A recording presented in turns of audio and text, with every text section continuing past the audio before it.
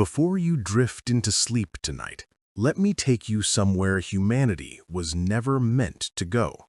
Because the world you live in, the cities, the borders, the governments, the technology, exists only because of a gamble our ancestors made 9,000 years ago.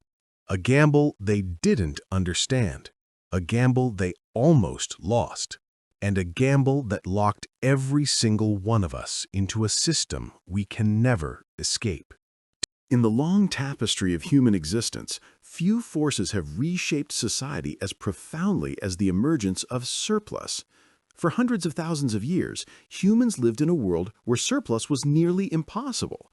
Hunter-gatherers consumed what they collected, shared meat immediately because it spoiled quickly, and carried only what could be transported easily. The natural limits of mobility and perishability kept wealth equal and prevented long-term accumulation. But once agriculture matured, especially during and after the Ubaid period, this balance shifted in ways few early communities could have anticipated. Surplus food, created by irrigation agriculture and larger fields, became the spark that ignited inequality, power structures, and social hierarchies that would eventually dominate the human world. Surplus may seem like a purely positive thing. After all, extra food means security, stability, and opportunity. But in practice, the ability to produce more than one immediately needs marks the first moment when wealth can accumulate unevenly. In farming communities, the quantity of harvested grain varied from household to household. Some families had more fertile land, better access to water, more laborers, or simply greater luck. These families filled their storage bins to the top. Others, struggling with poorer soil or smaller plots, barely grew enough to survive. Over time, these differences in harvest size created differences in power. When a bad season struck, families with surplus could loan grain to their neighbors. On the surface, this appeared helpful, a gesture of charity or community support. But gifts and loans create obligations. A neighbor who receives grain during a famine becomes indebted. They owe favors, labor, loyalty, or repayment in future harvests. These obligations accumulate over generations, transforming temporary need into structural inequality. A pattern emerged in which certain lineages gained more and more influence simply because they had surplus grain to distribute.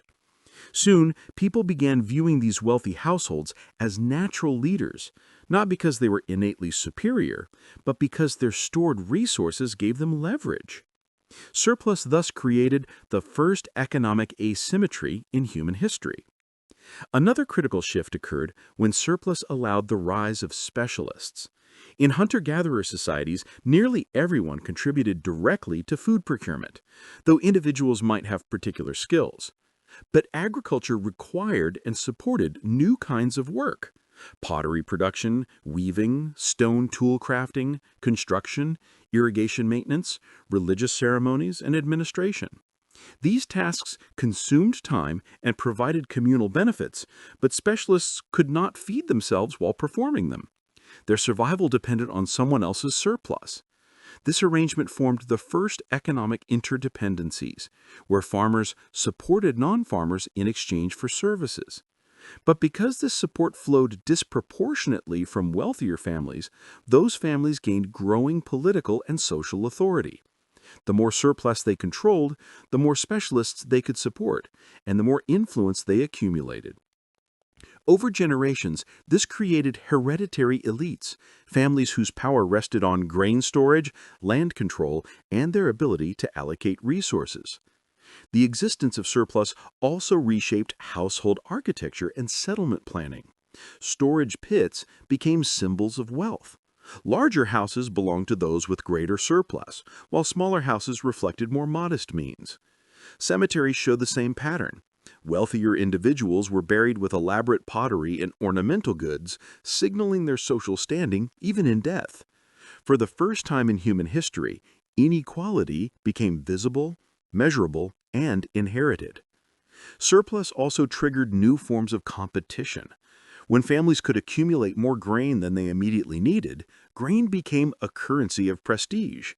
A household with overflowing storage could host feasts, reward laborers, sponsor rituals, or contribute more during communal events. These actions elevated their standing within the community. Social prestige, once based on personal skill or knowledge, now became tied to material wealth. And because surplus could grow over time, families with early advantages became increasingly dominant. Inequality widened slowly at first, then rapidly. Surplus also weakened the traditional systems of sharing that had governed human societies for millennia. In a hunter-gatherer world, sharing was necessary for survival and reinforced equality. No one held more than they needed because carrying excess made no sense. But farming encouraged accumulation. The mechanics of agriculture rewarded storing food for future use, which naturally turned sharing into a choice rather than a necessity. Those who chose not to share strengthened their own position at the expense of collective egalitarianism. This cultural shift marked one of the deepest psychological transformations in human history. The move from "we survive together" to "I protect what is mine." Surplus altered the relationship between humans and land as well. Land that produced surplus became valuable in ways hunter-gatherers had never experienced. Families sought to control the most productive plots, sometimes fencing them or marking boundaries. Inheritance emerged as a key social concern. Sons inherited fields, daughters often did not. Property rights developed informally, long before they became written laws. These rights hardened economic inequality further, allowing rich families to secure their status for generations. Surplus also changed how people approached risk. In mobile societies, risk was minimized through movement and diversity. But in sedentary agricultural societies, risk management became about protection, guarding stored grain, defending fields, preventing theft, and monitoring irrigation maintenance. This created an entirely new category of conflict. Where once mobility had resolved resource scarcity, now sedentism required defending what one had accumulated. Surplus made people targets. Theft became rational, even expected. Communities started building walls, ditches, and watchtowers. The presence of stored wealth made conflict both more likely and more violent. Surplus strengthened early leadership structures. Someone had to oversee communal granaries, organize canal maintenance, supervise seed distribution, or coordinate planting and harvesting schedules. At first, leadership may have been consensual. Over time, it grew more authoritative. Those who controlled redistribution, often wealthier families or emerging priestly leaders, became gatekeepers of survival. Controlling surplus meant controlling society. Religious authority also became entwined with surplus. As temples emerged, they often served as grain storage centers. Offerings from farmers filled temple granaries. Priests redistributed grain during lean years, further enhancing their social influence. Religion became a mechanism for stabilizing and legitimizing inequality. Surplus allowed temples to fund construction, maintain religious specialists, develop rituals, and gradually accumulate wealth independent of individual families. What had once been communal and egalitarian slowly became hierarchical and institutional. Even the earliest writing, centuries later, would be invented to track surplus: grain quantities, livestock counts, rations, labor obligations. Surplus did not merely accompany inequality, it generated the need for administration, which in turn deepened inequality further. By the end of the Ubaid period, inequality was no longer a side effect of surplus. It was embedded in every part of agricultural life. As soon as humans began producing and storing surplus, a profound and irreversible change unfolded in the social fabric of early agricultural societies.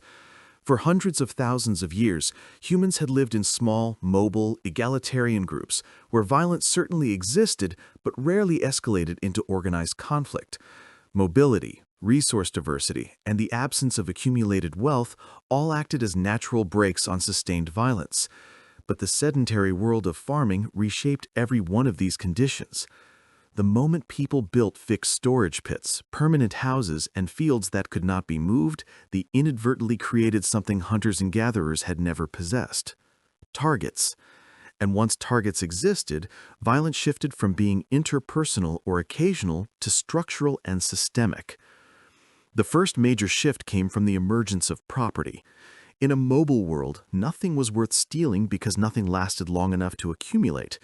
A spear, a basket, a shell ornament, these items held little advantage to a thief who already had similar tools and could not carry excessive goods.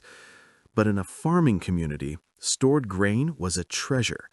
A single granary could contain months of food, representing survival through harsh seasons. Taking it provided enormous benefit, enough to save a starving family or give one group advantage over another. Theft became rational. Communities now had to guard their resources.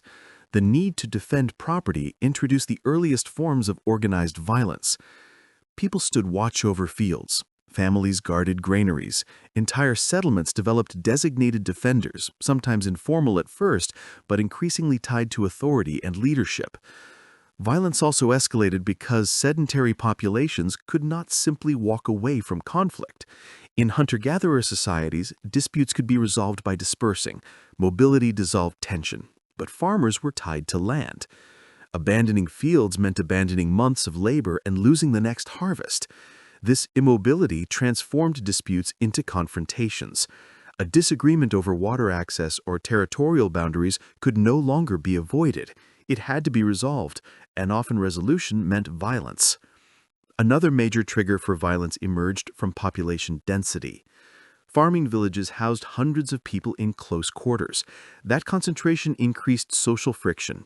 Arguments, jealousy, disputes over marriage, accusations of theft, and competition over resources occurred more frequently. And because surplus existed, disputes often had higher stakes. The skeletal evidence from early farming societies reveals a stark rise in interpersonal violence. Fractured skulls, forearm breaks from blocking blows, embedded arrowheads, and cut marks all appear with far greater frequency than in hunter-gatherer remains. But interpersonal violence was only the beginning. The true transformation came when violence became collective. Agricultural land is fixed in place. Some land is more fertile, some access water more easily, some produces more grain with less labor. Control of high-quality land meant survival, growth, and power.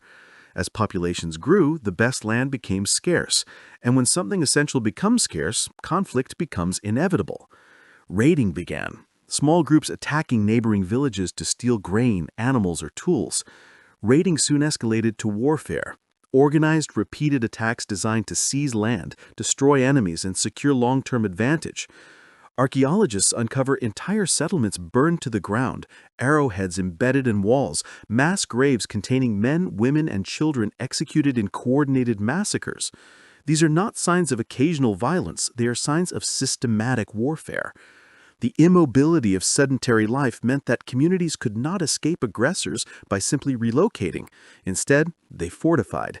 Defensive walls appeared around villages, requiring massive communal labor. Ditches, embankments, palisades, and towers followed. These fortifications show that fear of attack was constant and justified. The presence of walls marks the birth of the defensive architecture that would later define cities and states. But walls also changed the psychology of violence. Once a community built defensive structures, outsiders became potential threats, and fear transformed into xenophobia. Identity shifted from flexible group membership to territorial belonging. Violence became a tool for protecting or expanding territory. Warfare also introduced a new kind of specialist, the warrior. In hunter-gatherer societies, everyone participated in defense or hunting. In agricultural societies, men with physical strength and skill in combat gained social status. Warriors protected fields, raided enemies, and enforced social norms. Over time, warriors formed elite groups. Their authority grew, and their influence shaped the emerging political hierarchy. Through warfare, inequality intensified. Successful warriors obtained land, livestock, slaves, and prestige. Their descendants inherited this status. Violence made hierarchy hereditary. Warfare also introduced the practice of taking captives. In a mobile world, captive taking made little sense, but in agricultural societies, captives could be forced to work in fields, dig irrigation canals, or labor on construction projects. Slavery emerged not as an ideological system, but as an economic one. The logic was simple. More labor meant larger harvests, more surplus, and more power. Warfare thus became a means of capturing labor to increase productivity. Mass graves from early agricultural sites often contain individuals with signs of trauma and malnutrition, suggesting enslaved populations worked under harsh conditions. Women captured in raids were often integrated into the winning community, contributing both labor and offspring. Children were raised into servitude. Violence, slavery, and inequality formed a self-reinforcing cycle. War created slaves. Slaves produced surplus. Surplus supported warriors. Warriors enabled more war. This cycle did not exist in the hunter-gatherer world. It was born entirely from the agricultural transformation. Warfare required coordination, which in turn gave leaders more authority. Leaders organized raids, negotiated alliances, distributed spoils, and arbitrated disputes. Early chiefs emerged from this environment, not because they were chosen democratically, but because warfare demanded organization. Once leadership roles solidified, they became permanent. Authority became institutionalized. Warfare also fostered technological innovation. Spears became sharper, arrows more aerodynamic, fortifications sturdier. The development of metalworking later accelerated these shifts, but even in the Neolithic, conflict drove technological advancement. Violence shaped not only social life, but also emotional life. Fear became part of everyday existence. People slept behind walls, they guarded fields with weapons, they lived with the constant threat that another community might attack to seize food or land. This psychological shift from freedom to fear marked one of the deepest transformations of the agricultural age. The rise of violence was not an accident. It was not caused by individual cruelty or moral failure. It was the logical outcome of fixed resources, surplus accumulation, territorial boundaries, and population growth. Once agriculture created these conditions, violence became a structural feature of human existence. The world had entered a new phase, one defined not by mobility and cooperation, but by conflict. As violence escalated across early agricultural societies, another profound transformation took hold.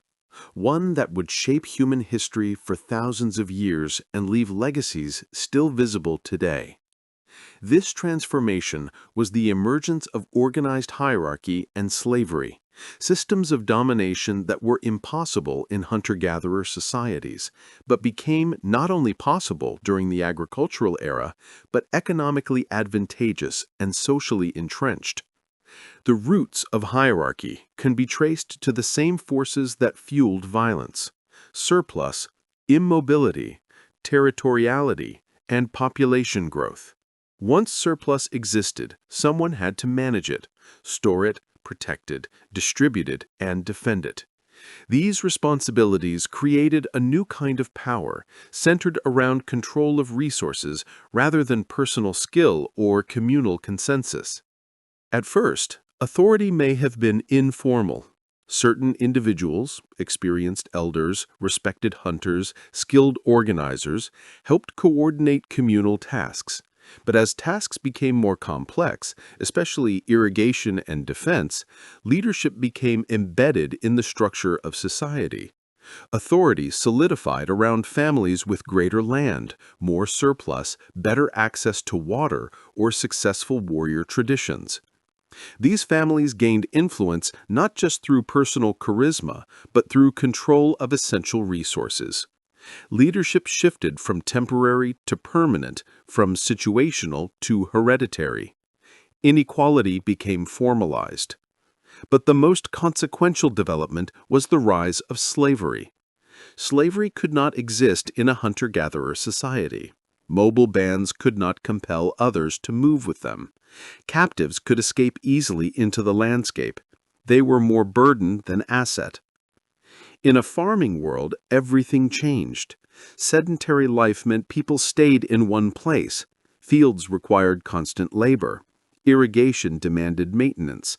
Harvests needed gathering. Granaries needed filling. The more hands available, the more surplus a family could produce.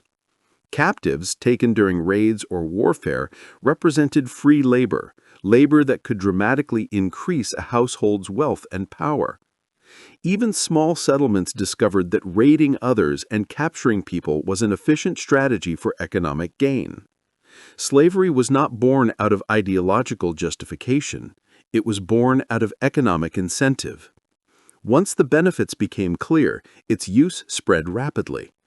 Archaeological evidence reveals that some individuals in early agricultural societies performed extremely physically demanding labor while receiving poor nutrition. Their bones show stress markers, repetitive strain injuries, and stunted growth. These are consistent with enslaved individuals tasked with the heaviest work while receiving the fewest resources. Slavery also emerged within communities themselves. Families in debt could be compelled into bondage. Those who borrowed grain during bad years sometimes paid back the debt with labor, sometimes over generations. Children of indebted parents could inherit servitude. Hierarchy, once tied to land and surplus, expanded into control over people's bodies and time. Warriors formed an early elite class. Their ability to protect a community gave them privilege. Their success in raids brought captives and wealth. Their connection to leadership roles solidified into inherited power. In many early societies, the ancestors of ruling families were mythologized as great warriors or protectors. Violence granted authority, and authority justified more violence. Religion began to reinforce hierarchy. Temples emerged as centers of ritual and resource management. Priests controlled offerings, stored grain, organized ceremonies, and mediated disputes. Over time, temples accumulated wealth. They became landowners, they employed workers, they held political influence. Religious leaders, supported by a surplus, claimed divine sanction for their authority. Hierarchy now rested on spiritual as well as economic foundations. Another important driver of hierarchy was the complexity of irrigation. Irrigation agriculture is labor-intensive and requires coordinated timing. Water must be diverted carefully, distributed fairly, and maintained constantly. When canals break, fields fail. When fields fail, famine follows. This system required centralized oversight. Leaders who managed irrigation systems gained tremendous power because control of water meant control of life itself. Hierarchies developed around this central resource.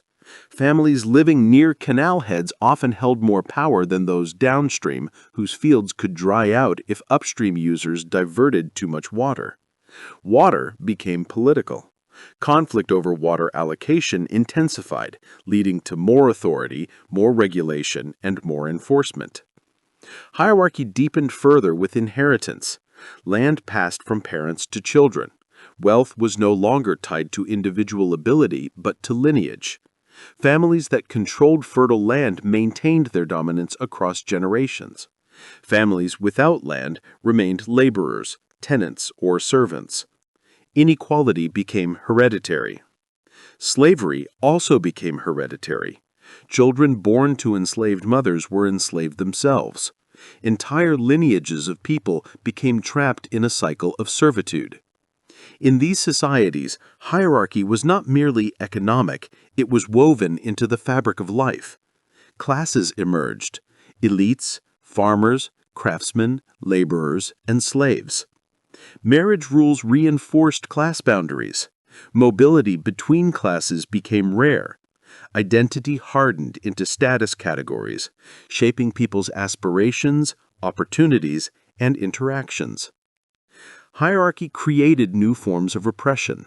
Those with power controlled labor, food distribution, access to water, and enforcement of rules. Those without power depended on the goodwill of elites or religious authorities. Punishment systems emerged to maintain order. Writing, when it later appeared, served first to track surplus, labor obligations, and property transfers. Bureaucracy developed to support hierarchy. Conflict resolution, once handled informally, became tied to authority. Laws arose to protect the interests of landowners and elites. Even violence became regulated. Elites could punish, commoners could not. Slavery, too, evolved as societies grew larger. As settlements expanded into towns, towns grew into proto-cities, and proto-cities developed into regional centers, the scale of labor required increased dramatically. Massive irrigation canals, public buildings, temples, and walls demanded vast amounts of manpower. Slavery became essential to completing these projects. Raids for captives intensified because large-scale construction required continuous labor. Warfare became not just a tool for seizing land, but a method for acquiring workers. Social stratification deepened with each generation. The wealthy insulated themselves from labor. The poor bore the heaviest burdens. Slaves had no autonomy. Inheritance locked the system in place. And religion, leadership, and economic needs all worked together to reinforce the structure. By the end of this period, hierarchy was no longer an accidental outcome of agriculture. It was an institution. With the birth of hierarchy, humanity crossed another irreversible threshold. The world of equals had vanished. In its place stood a world defined by power, control, and Before agriculture, gender roles in hunter-gatherer societies were flexible, overlapping, and largely egalitarian. Women gathered plant foods, trapped small animals, produced medicines, crafted tools, and raised children. Men hunted, but they also gathered, built shelters, and participated in child-rearing. Both contributed essential knowledge and labor. Physical differences mattered less because mobility, diversity of tasks, and shared survival kept responsibilities balanced. But the rise of agriculture shattered this equilibrium and reshaped gender relations in ways that would reverberate across civilizations for millennia. This transformation did not occur overnight. It emerged gradually from the pressures, demands, and incentives of agricultural life. Each shift seemed subtle, but collectively they formed the roots of patriarchy. The first major driver of gender restructuring was the division of labor created by farming itself. Early agricultural fields required heavy physical work. Clearing vegetation, breaking ground, lifting water, building irrigation canals, and harvesting large quantities of grain. In most societies, this labor fell primarily to men whose upper body strength gave them an advantage in intensive field work. Women often remained near settlements, performing daily food processing tasks such as grinding grain, a repetitive, physically taxing activity that left clear marks on their skeletons. Over time, this separation hardened into a cultural expectation. Men became associated with fields, labor, tools, and the external world. Women became associated with home, domestic tasks, and internal spaces. What had once been fluid became rigid. The second major force was reproduction. Sedentary agricultural life dramatically increased population growth. Women who once spaced births widely because mobility made frequent pregnancies difficult now had more children at shorter intervals. Agricultural diets, especially increased carbohydrate intake, enhanced fertility. Sedentary life meant infants did not need to be carried long distances, reducing strain on mothers. But this increased fertility came at a cost. The constant cycle of pregnancy, childbirth, and childcare tied women more closely to the household. Physical exhaustion, nutritional deficiencies, and increased maternal risk placed further limits on women's mobility and labor options. As their reproductive role intensified, societies began defining women primarily through motherhood. Childbearing, once one aspect of women's lives, became the central expectation of their identity. The third force reshaping gender was property. In hunter-gatherer societies, there was little permanent ownership. But in agricultural societies, land, livestock, tools, and stored grain all became assets capable of being inherited. This created a new social problem. Who would inherit property, and through which family line? Most early agricultural societies adopted patrilineal inheritance. Property passed from fathers to sons. This made men the primary link in lineage continuity. Daughters, who married into other families, were seen as temporary members of their birth households. As a result, men gained increasing control over land and resources, while women's access to property diminished. This shift was fundamental. Property created power, and power became concentrated in male hands. Women, excluded from land ownership, became economically dependent on male relatives. Patriarchy grew from this economic imbalance. A fourth factor was warfare. As agriculture created territorial boundaries and wealth worth stealing, warfare became widespread. Men's roles as warriors elevated their social importance. Communities depended on their ability to defend fields, protect granaries, and expand territory. Warrior success translated into prestige, authority, and leadership. This militarization of society reinforced male dominance. Women, excluded from combat, were increasingly marginalized from decision-making that affected the entire community. Warfare also created a darker consequence: the capture and control of women as spoils. Female captives became concubines, wives, or slaves. Their reproductive capacity became another resource that winners acquired. This further entrenched the view of women as property and sexual assets controlled by men. The fifth transformation came through labor specialization and the demands of domestic work. Agriculture required grinding grain, fermenting foods, maintaining fires, processing milk, preserving meat, weaving textiles, making clothing, caring for young children, and managing household tasks. These domestic activities, though essential, were undervalued compared to male-dominated work like field labor, construction, and warfare. Over time, societies began ranking tasks hierarchically. Work performed outside the home, public, visible, associated with wealth production, was seen as more important. Work performed within the home, though vital for survival, was devalued. This division of labor became moralized. Men were supposed to act in the world, women were supposed to remain within the household. Gender ideology emerged to justify these divisions. Myths, rituals, and religious practices began reinforcing male authority and female obedience. Goddesses remained important, but priesthoods often shifted toward male dominance. Religious laws increasingly regulated women's bodies, clothing, sexuality, and movements. The sixth force reshaping gender was control over female sexuality and reproduction. In agricultural societies, children became economic assets, future workers who could expand fields, tend animals, and continue family lineages. Women's reproductive ability now directly contributed to household wealth. As a result, controlling women's sexuality became essential to ensuring legitimate heirs. This led to restrictions on female mobility, veiling, seclusion, arranged marriage, virginity expectations, and harsh punishments for adultery. Men gained authority over marriage choices, reproduction, and household structure. Women lost autonomy over their own bodies. Over generations, these controls became normalized into cultural traditions and legal codes. The seventh major shift occurred as inequalities became hereditary. Sons inherited land, daughters often did not.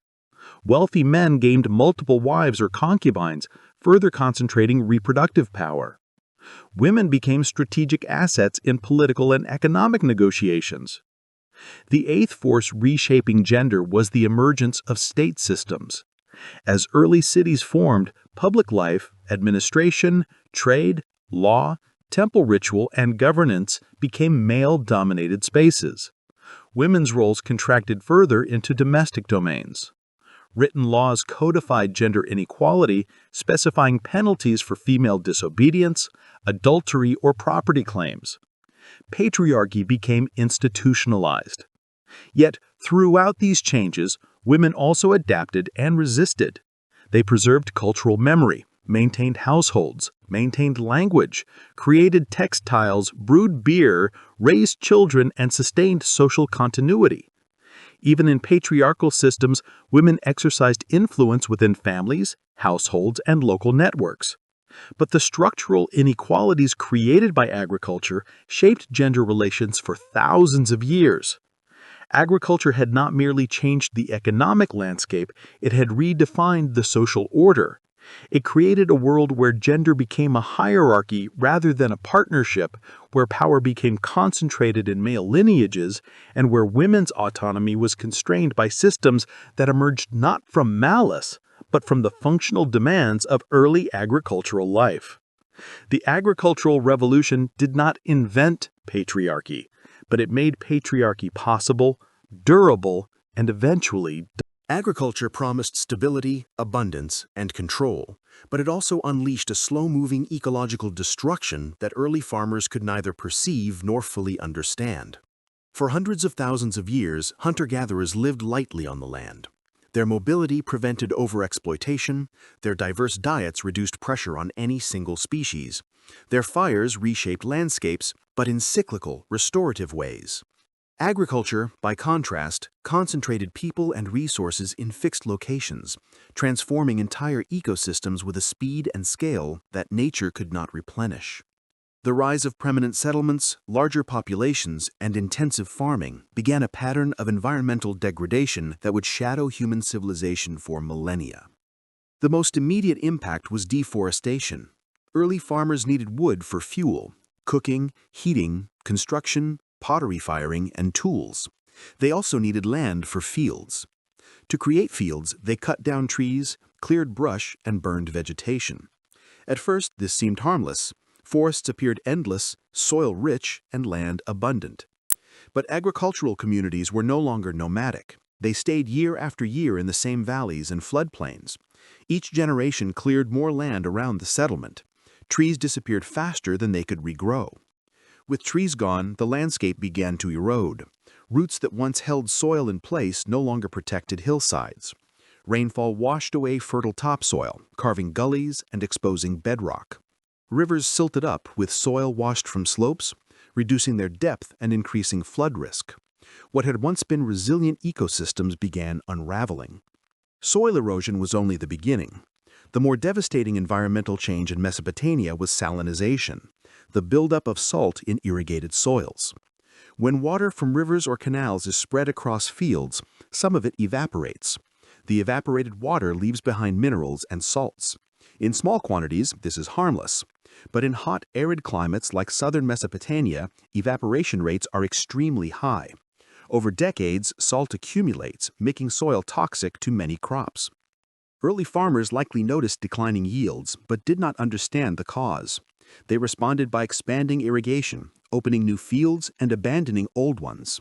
But irrigation without drainage accelerates salinization. The more land they irrigated, the more land became ruined over time.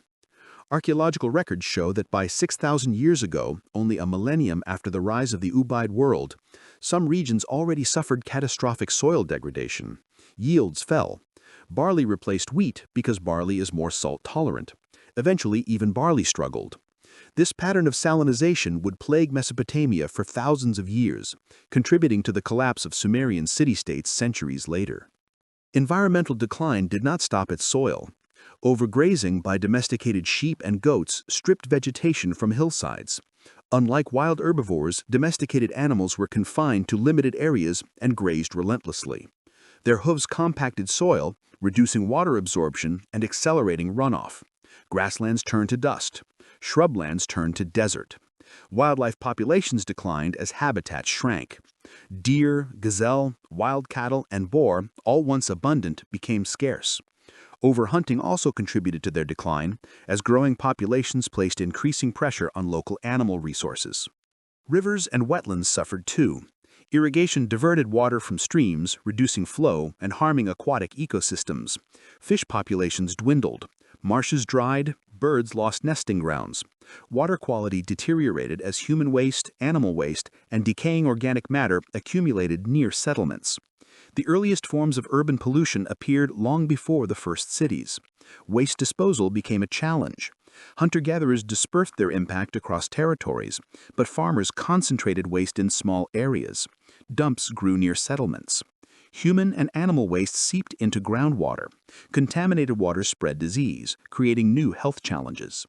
With environmental pressure mounting, early farmers expanded their agricultural frontier. They cleared new fields farther from settlements. They moved upland. They encroached on forests, riverbanks, and grasslands. Each expansion temporarily solved resource shortages, but created long-term damage. The pattern was clear. Agricultural intensification led to environmental degradation, which led to more intensification, which led to deeper degradation. This self-reinforcing cycle mirrored the demographic trap. More people required more land use degraded the environment, degraded environments required further expansion, and expansion required even more labor. Environmental decline also had social consequences. Scarcity increased conflict. Competition for fertile land intensified. Communities fought over water access, canal rights, and productive fields. Rivalries grew violent. Warfare increased, further damaging landscapes and displacing populations. Environmental instability weakened traditional subsistence strategies. Hunting yielded less. Gathering yielded less. Fishing yielded less. Communities depended even more heavily on agriculture, which tied them even more tightly to a degrading landscape. Some regions escaped these pressures temporarily because they had abundant water or fertile soils. The Nile Valley, for example, was protected by the annual flood cycle, which replenished soil nutrients and washed away salts. But even there, long-term deforestation and irrigation eventually caused ecological strain. Other regions, such as parts of Europe and China, had more rainfall and less salinization risk. But wherever agriculture spread, deforestation, soil exhaustion, biodiversity loss, and erosion followed. Environmental degradation was not a flaw in certain cultures. It was a structural consequence of agriculture itself. Once humans relied on intensive farming to feed dense populations, they transformed landscapes in ways natural systems could not sustain indefinitely. The earliest farmers did not intend to damage their world. They acted out of necessity, responding to population pressures, climate challenges, and the demands of survival. But their actions set in motion ecological changes that would shape human history. Agriculture increased total food production, but decreased ecosystem resilience. It allowed more people to live, but made their survival more fragile. It expanded human control over nature, but also deepened human dependence on vulnerable natural systems. The story of environmental degradation is not merely one of destruction. It is the story of how humans, for the first time, began reshaping entire landscapes on a massive scale, and how those reshaped landscapes reshaped human societies in return. The adoption of agriculture is often portrayed as a leap forward for humanity, a triumph of innovation that brought stability and abundance. Yet the archaeological record paints a far more complex and troubling picture. Early farmers were not healthier than the hunter-gatherers who came before them. In fact, in almost every measurable way, nutrition, stature, disease load, dental health, and physical condition, they were significantly worse off. Domestication of plants and animals created new vulnerabilities, changed diets, increased population density, and introduced infectious diseases that reshaped human biology. The decline in health was not incidental. It was woven into the structure of the agricultural lifestyle itself. The first major factor was diet. Hunter-gatherers consumed a diverse range of foods, hundreds of plant species across seasons, meat from multiple animals, fish, nuts, berries, tubers, and more. Their nutrition was balanced and varied. Early farmers, however, shifted to diets dominated by one or two staple crops: wheat in the Fertile Crescent, rice in China, millet in East Asia, maize in the Americas. These crops provided calories but lacked key nutrients. Grain-heavy diets caused iron deficiency, anemia, stunted growth, and compromised immune systems. Skeletons of early farmers show porous bone textures indicative of anemia. Many show signs of developmental stress, lines on teeth called hypoplasias that form during childhood malnutrition. Hunter-gatherers rarely show such markers. Another major dietary problem was the inability to adjust quickly. Bodies evolved for nutritional diversity suddenly faced monotonous diets. Protein intake fell dramatically. Fat intake decreased. Vitamin deficiencies became common. Diseases like scurvy, rickets, and pellagra emerged wherever diets depended too heavily on inadequate staple crops. Farming also increased workload dramatically, which further strained health. Hunter-gatherers typically worked 15 to 20 hours per week, spending the rest of their time resting, socializing, or creating tools. Farming required constant labor, clearing fields, planting crops, removing weeds, tending animals, hauling water, grinding grain, storing harvests, repairing tools, maintaining irrigation systems. This work was physically exhausting and repetitive. The skeletal remains of early farmers show evidence of chronic stress, degenerative joint disease, spinal compression, arthritic wear, and repetitive strain injuries. Women, responsible for grinding grain daily, developed enlarged forearm bones and severe knee wear. Men who dug canals and carried water showed enlarged vertebrae and shoulder joints. The physical burden of agricultural life was constant and unending. The next major decline came from disease. Hunter-gatherer groups were small and mobile. Their populations were too sparse to sustain epidemic diseases. Most pathogens burned out quickly because they lacked hosts. But agriculture brought sedentary life, overcrowding, poor sanitation, and close contact with animals. Waste accumulated near villages. Water became contaminated. Standing water in irrigation ditches attracted insects. These new conditions allowed pathogens to thrive. Measles, smallpox, influenza, tuberculosis, and cholera all trace their origins to animals domesticated by early farmers. Living alongside goats, sheep, cattle, and pigs exposed humans to zoonotic diseases. Many of the world's deadliest infections emerged during this period. Population density allowed these diseases to spread rapidly and become endemic. Children suffered most. Mortality rates soared. Many never reached adulthood. Those who survived often did so with weakened bodies and compromised immunity. Another health impact came from the rise of parasites. Sedentary life increased exposure to human waste. Hookworms, tapeworms, and other intestinal parasites spread through contaminated soil and water. The constant burden of parasitic infection further weakened already malnourished populations. Dental health suffered dramatically. Hunter-gatherers rarely experienced cavities because their diets lacked sticky carbohydrates.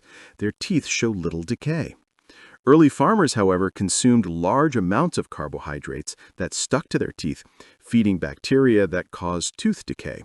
Their enamel eroded. Many developed abscesses, painful infections that could be fatal.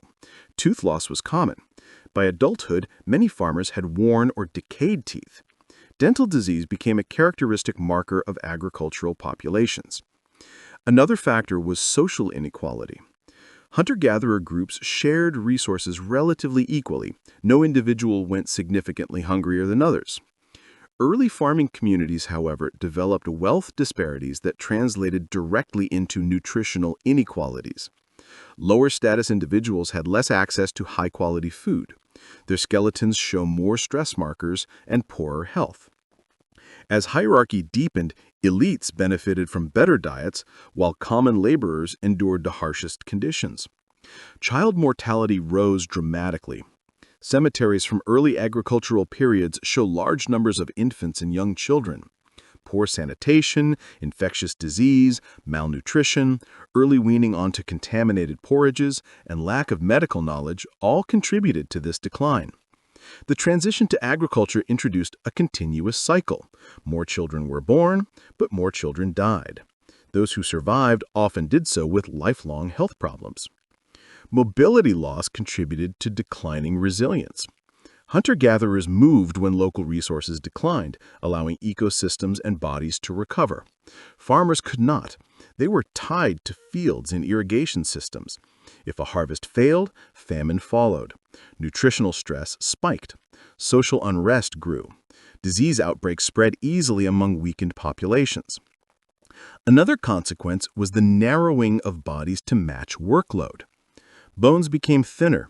Muscle attachment sites shrank. Stature decreased dramatically. Paleolithic humans were taller and stronger than early farmers. It took thousands of years for human height to recover to pre-agricultural levels, and that recovery did not occur until very recent history. The agricultural lifestyle also introduced new injuries. Farmers endured accidents involving tools, animals, and construction. Many suffered fractures from falls in crowded villages or from labor with heavy loads. Archaeological remains show healed breaks that reveal how common such injuries were. Early farmers lived in closer proximity, enabling the spread of interpersonal violence. Many skeletons show cranial trauma, defensive wounds, and embedded arrowheads. Violence compounded other health issues, further reducing overall well-being.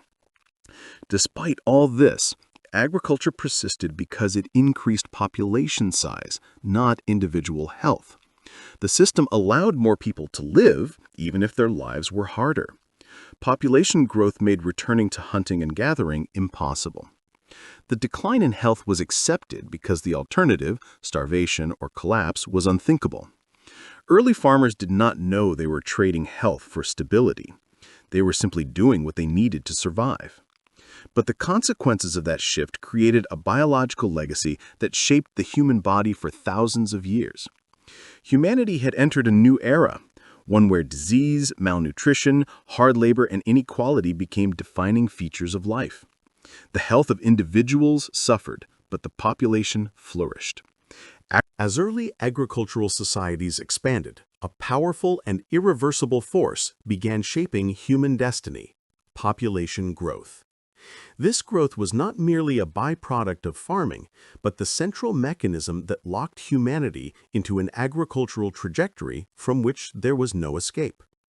The ratchet effect, as historians later called it, describes a one-way process in which each step forward makes returning to an earlier state impossible. Once populations grew beyond what hunter-gatherer systems could support, agriculture transformed from an optional strategy into the only viable one. Even if farming proved less healthy, less equal, and more labor-intensive, societies continued because mathematics, ecology, and social pressure left no alternative. The first driver of this ratchet was simple. Agriculture produced more total food per unit of land than hunting and gathering.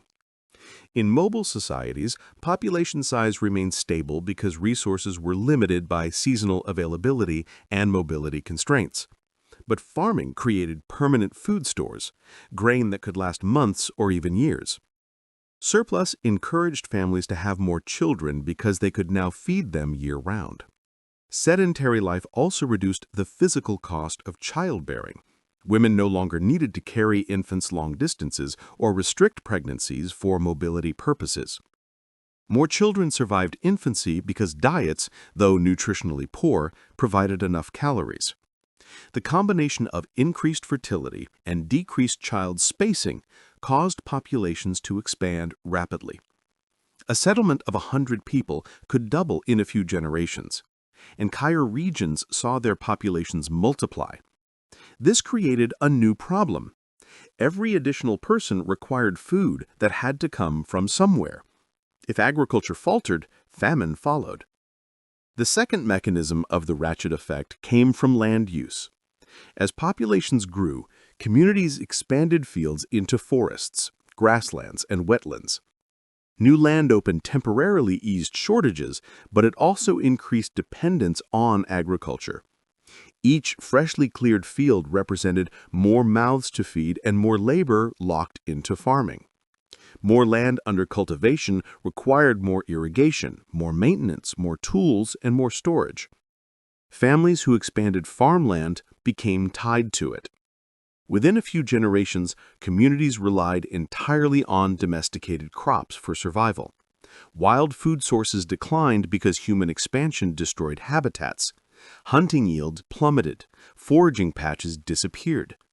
By the time populations reached several thousand per region, the environment could no longer support the people without intensive farming. Even if communities wanted to abandon agriculture, the wild food base was gone. The ratchet tightened further. The third mechanism was demographic mathematics. Imagine a region like southern Mesopotamia supporting 200,000 farming people. The same region could support perhaps 30,000 hunter-gatherers, even in optimal conditions. That means over 80% of the population could not survive if agriculture stopped. Even if every person relearned ancestral skills, even if game animals magically returned, the land simply could not sustain such numbers. The carrying capacity of hunter-gatherer life was too low. The population had grown too large. Returning to a non-agricultural lifestyle would require massive die-off. No society would choose such an outcome. Thus, agriculture, once adopted and expanded, could never be undone. The ratchet effect also operated through cultural momentum. As each generation grew up in farming settlements, agricultural life became normal. Children learned planting, harvesting, storing, and irrigation as naturally as breathing. Stories of nomadic ancestors faded into myth. Skills like tracking, seasonal migration, or broad-spectrum foraging were lost. The knowledge necessary to return to a mobile lifestyle disappeared. Farming became not just a subsistence strategy, but a cultural identity. The fourth mechanism came from technological specialization. Agriculture made it possible the existence of potters, weavers, metalworkers, priests, administrators, and builders. These specialists produced tools, rituals, art, and knowledge that agricultural communities depended on. But these specialists did not grow their own food. They relied on surplus. Without agriculture, entire categories of expertise would vanish overnight. Returning to hunting and gathering meant abandoning technology that had become essential to society's functioning. This reinforced agriculture's dominance. The ratchet effect also operated through social hierarchy. Elites who controlled land, surplus grain, and labor had immense incentive to maintain agricultural systems. Their wealth, power, marriages, alliances, and religious rules all depended on agricultural surplus. They would resist any attempt to reduce dependence on farming because doing so threatened their authority. Political structures built on taxation and labor extraction required agriculture to survive. As states formed, this dependence intensified. Administrative systems tracked harvests, organized workers, and stored grain in centralized facilities. These institutions reinforced the agriculture system through law, custom, and coercion. Hierarchy became the guardian of the ratchet. Another mechanism was urbanization. Cities emerged from dense agricultural regions. Once thousands of people lived together in places like Uruk, they depended entirely on surrounding farmland for survival. Urban residents did not hunt or gather. They produced pottery, textiles, tools, records, and religious services. They needed constant supplies of grain and livestock. Cities were the most fragile creations of the agricultural world, unable to survive a single season without deliveries from the countryside. But because they held political, religious, and cultural significance, they became central to regional identity. Abandoning agriculture would mean abandoning cities, and once cities existed, societies structured themselves around them. The ratchet tightened again. Environmental change was another irreversible factor. Once forests were cleared and soils exhausted, landscapes could not easily revert to wild ecosystems. Large herbivores were hunted to extinction. Rivers altered by irrigation lost their natural flood cycles. Grasslands turned to desert. Ecological collapse meant that even if people wanted to return to foraging, the ecosystems capable of supporting that lifestyle no longer existed. Agriculture had permanently altered the land. This made agriculture not just preferable, but mandatory. The ratchet effect grew even stronger as societies linked together through trade. Surplus grain supported long-distance networks. Farmers traded food for metal, stone, luxury goods, and tools. These networks increased wealth and specialization, but also increased dependence. A village that traded grain for bronze tools could no longer function without bronze. A region that traded food for timber could not abandon farming without losing construction materials. Every trade relationship reinforced agriculture's necessity. The final mechanism was psychological. People came to believe agriculture was the natural human state. Farming became synonymous with civilization, stability, and order. Hunter-gatherers were increasingly viewed as primitive or backward. Cultural pride and identity became tied to agricultural success. Irrigation works, harvest festivals, land inheritance, monumental buildings. Even when farming produced hardship, people accepted it as fate, not as a reversible choice. By this point, the ratchet had fully locked. No single generation had consciously chosen this path. Instead, countless small decisions over thousands of years, planting seeds, storing surplus, clearing fields, building canals, raising children, had accumulated into a system that controlled its creators. Agriculture, once an experiment, had become destiny. Population growth was its engine and its trap. As agricultural societies grew more complex, another force joined: population growth, surplus accumulation, and hierarchy, to lock humanity deeper into a one-way trajectory: technology. Tools that once served simple practical needs slowly evolved into systems that reshaped every aspect of life. Once certain technologies appeared: pottery, irrigation systems, metallurgy, writing, textiles, they did not merely support agriculture, they made agriculture indispensable. The more societies invested in specialized technologies, the harder it became to imagine abandoning farming, even if it caused suffering. Technology, which should have offered flexibility, instead became another ratchet that allowed progress in only one direction. The process began innocently. Early farmers needed containers to store grain. Hunter-gatherers rarely used pottery because mobility made heavy vessels impractical. But sedentary life encouraged experimentation. Potters discovered how to shape and fire clay. Their vessels allowed storage of crops, protecting food from pests and moisture. Yet pottery required specialized skills and constant production.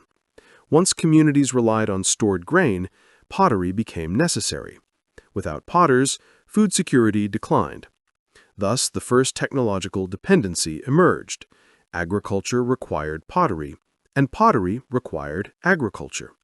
No hunter-gatherer band could sustain full-time potters because artisans needed stable food sources. Sedentary life made specialization possible, but specialization made sedentary life obligatory. Irrigation strengthened this dependency. In dry regions like Mesopotamia, rainfall was insufficient for large crops.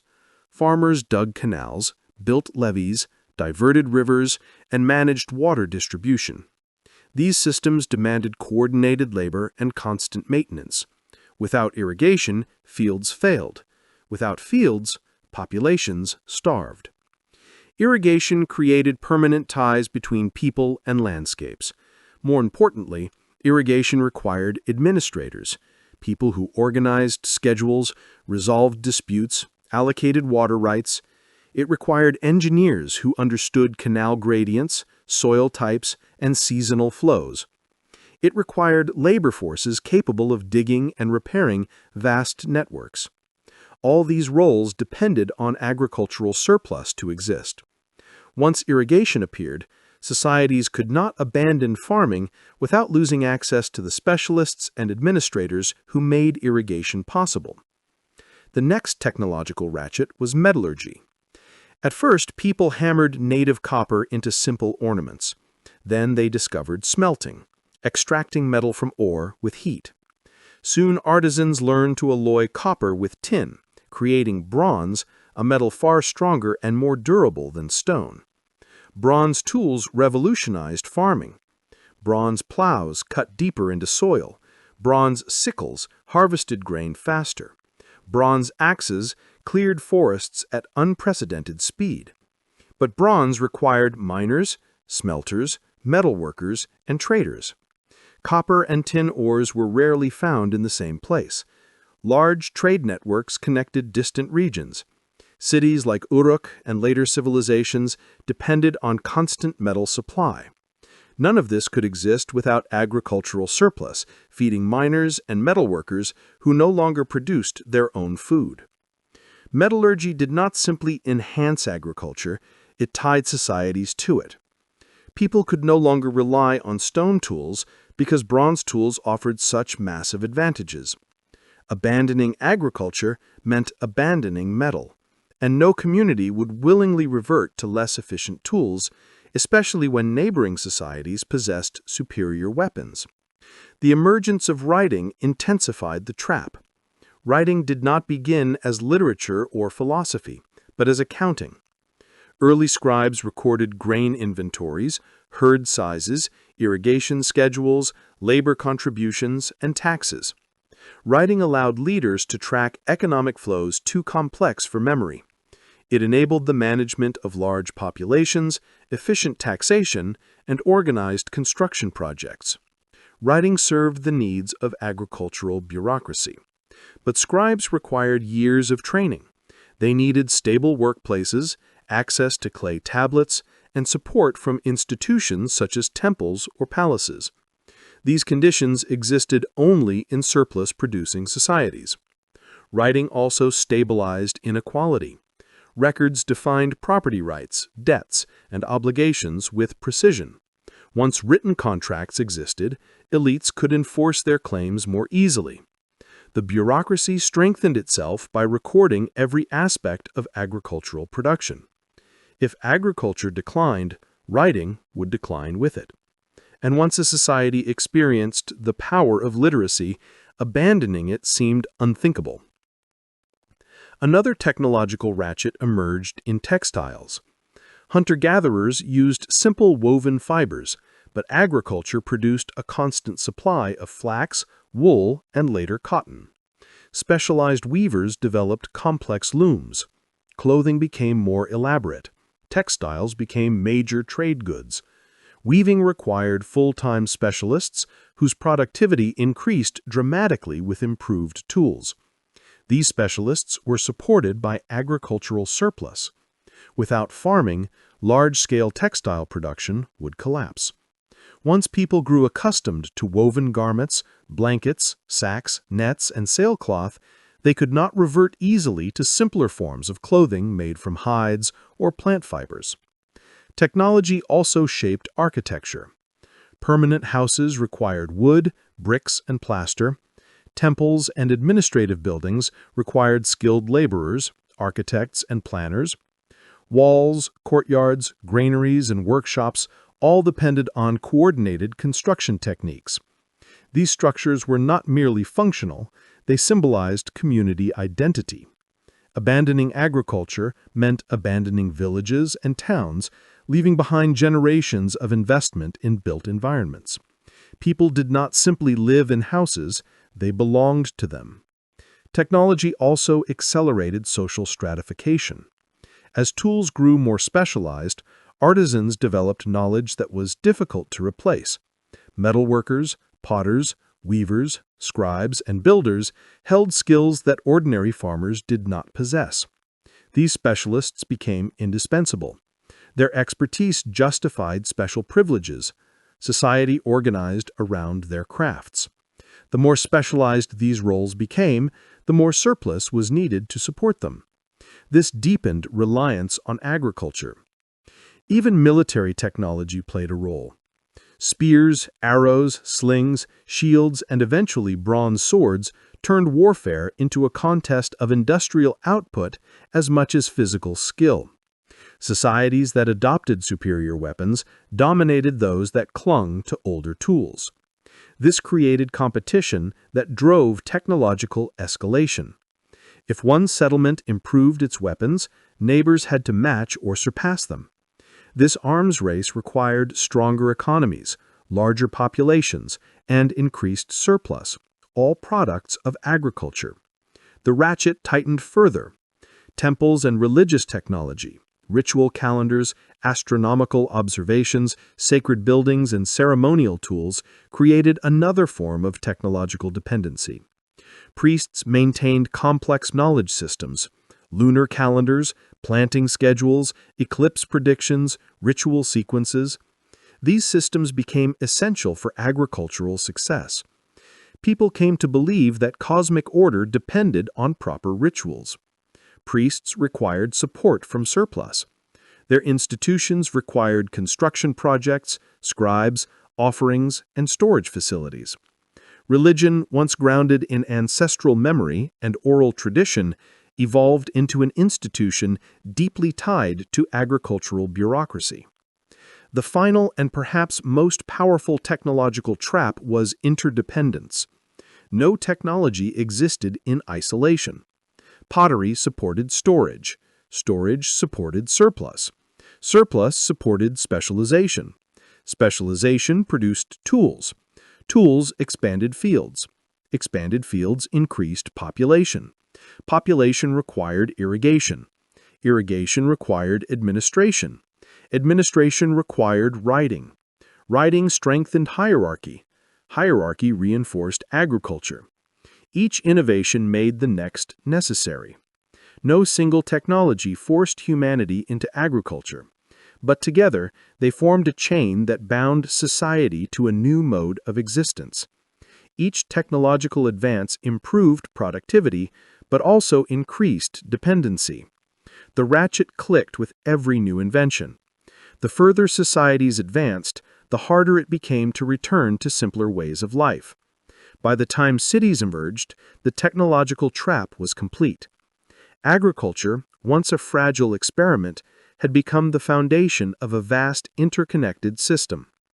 Technology had strengthened civilization, but also imprisoned it. The tools that made life easier also made change impossible. Humanity had crossed another threshold. As agricultural societies grew in scale, complexity, and technological sophistication, a monumental transformation unfolded: the rise of cities. This development did not occur suddenly. It was the culmination of countless small changes: surplus production, population growth, technological specialization, and the creation of social hierarchies.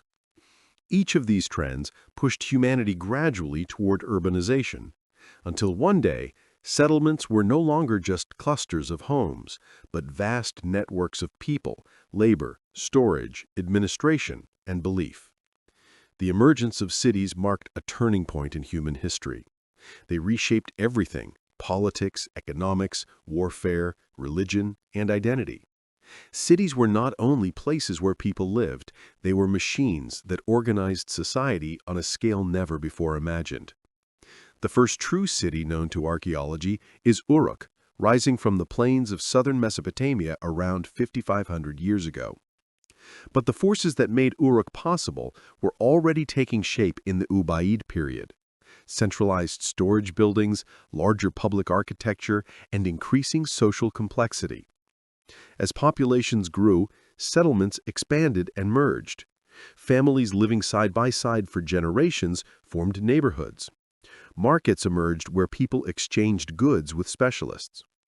Craftspeople clustered in specialized districts devoted to pottery, weaving, metalworking, and stone carving.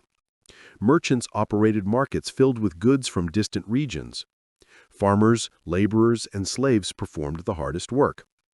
Inequality was no longer a byproduct of surplus, it became a structural feature of society.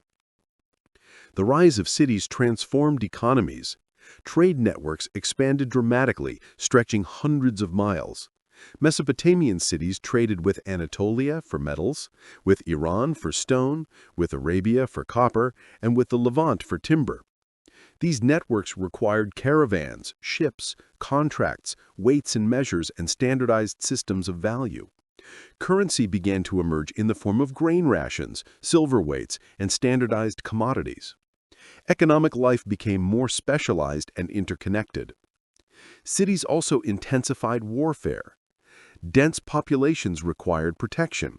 City walls were built, massive structures of mud brick, sometimes dozens of feet thick. Armies grew larger and more organized. Warfare shifted from small raids to large-scale campaigns involving thousands of soldiers. As cities expanded their influence, conflict between them became inevitable. Some cities conquered neighbors, others formed alliances. Eventually, the first states emerged, territorial units combining multiple cities under a single ruler. Urban life also changed religion. Rituals became organized, formalized, and institutionalized. Priests formed powerful classes, managing temples, interpreting omens, recording astronomical data, and performing ceremonies essential for maintaining cosmic order. Religion became inseparable from governance. Offerings collected for gods supported entire economic systems. Festivals unified populations and reinforced social hierarchies. Cities also transformed how people understood themselves. Identity was no longer tied solely to kinship or small communities. People became citizens, members of vast social organisms. They developed a sense of belonging to something larger than the household or village. Cities created culture, art, literature, music, mathematics, architecture, and law. They were incubators of innovation. But urban life brought challenges. Crowded living conditions spread disease rapidly. Waste disposal became a constant problem. Water sources became polluted. Social tensions grew as inequality intensified. Crime, conflict, and unrest increased. Yet, despite these hardships, cities offered opportunities impossible in village life. Social mobility, access to goods, engagement in specialized crafts, participation in religious and political institutions, and exposure to new ideas.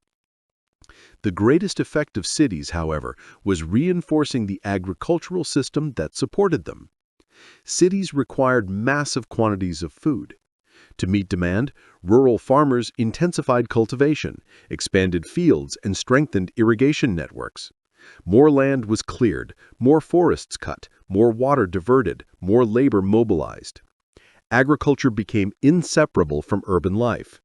If farming failed, cities collapsed. If cities collapsed, entire regions fell into chaos. The agricultural trap tightened further. No city could revert to a hunter-gatherer lifestyle; its population was far too large.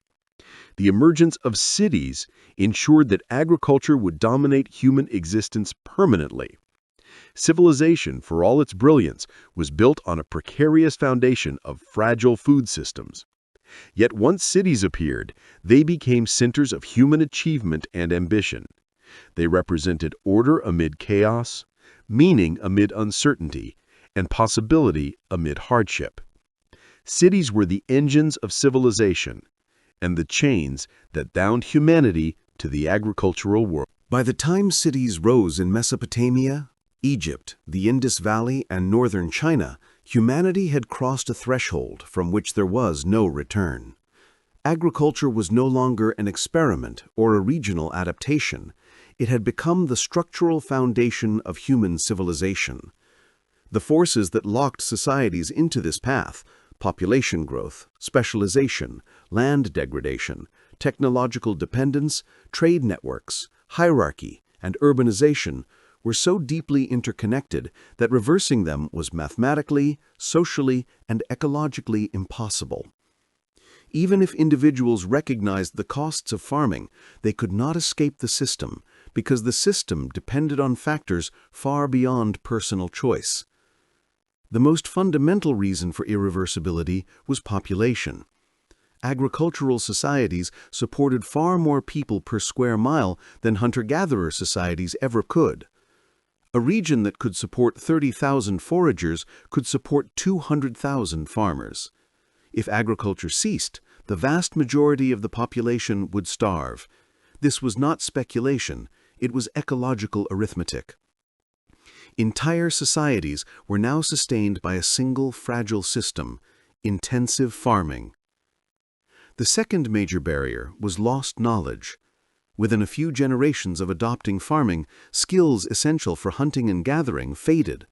Children raised in villages learned how to sow seeds, harvest crops, repair canals, and grind grain, but not how to track game for miles or how to interpret the subtle signs of seasonal plant cycles across vast landscapes. Returning to hunting would require rediscovering knowledge that had taken hundreds of thousands of years to accumulate. This knowledge could not simply be recreated overnight. The third factor preventing reversal was ecological transformation.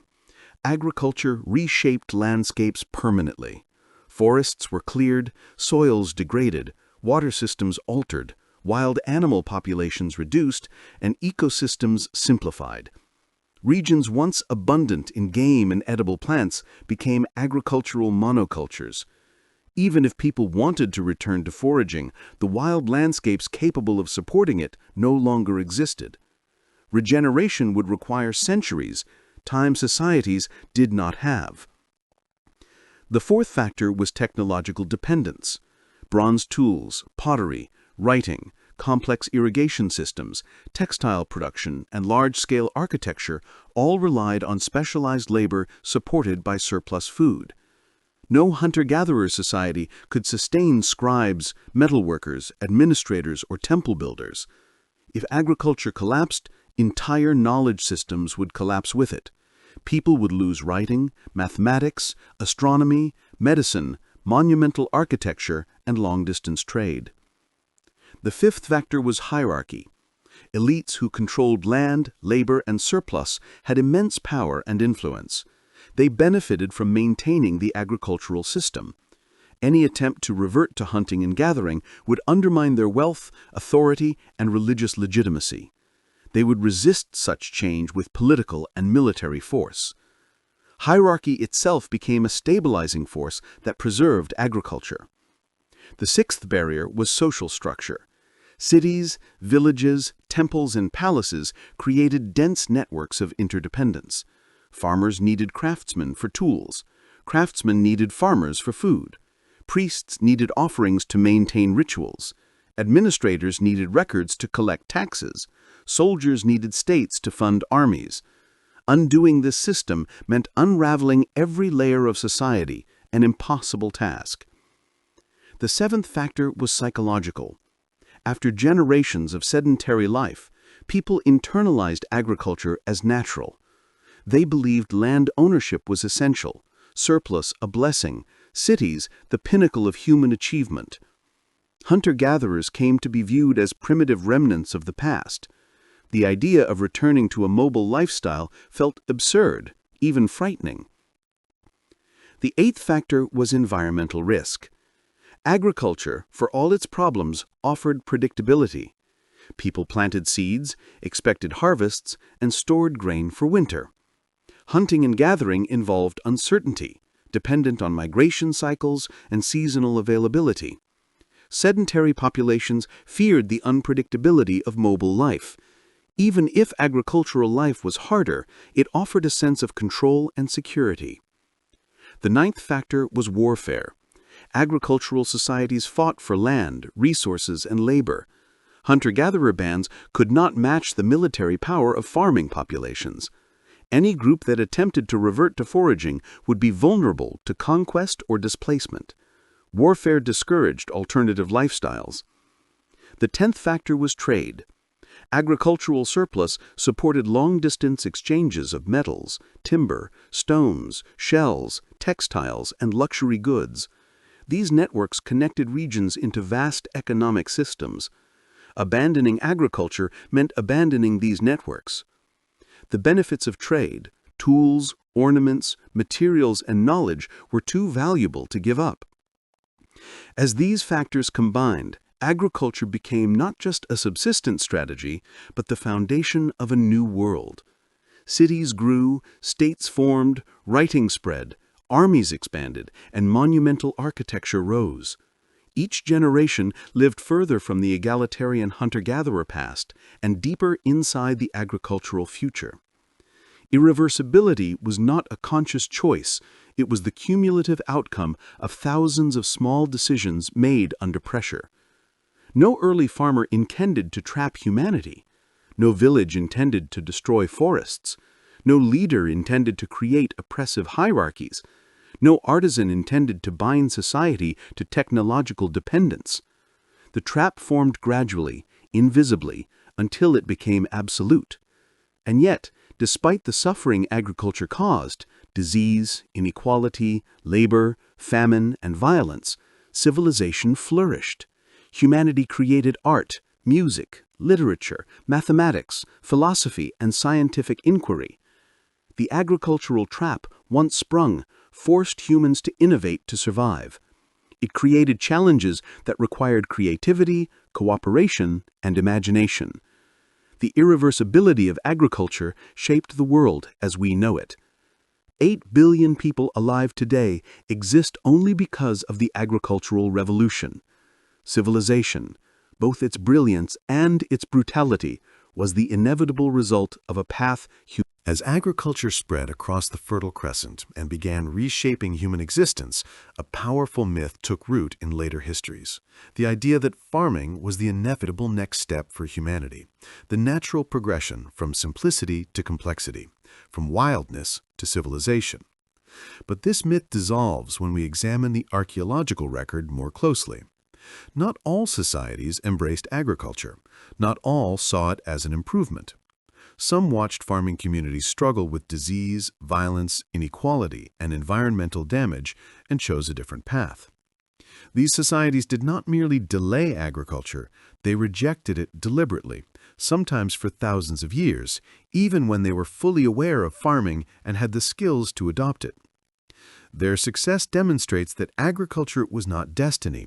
It was one option among many, and not always the most desirable. The first and most striking example is the Jomon culture of ancient Japan.